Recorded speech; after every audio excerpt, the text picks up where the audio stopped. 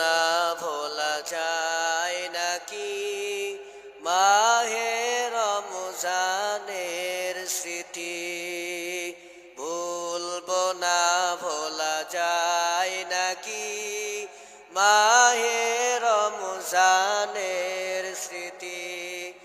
এ মাসের কত ফজিলত জানো কি মুসলিম জাতি, এ মাসের কত ফজিলত জানো কি মুসলিম জাতি।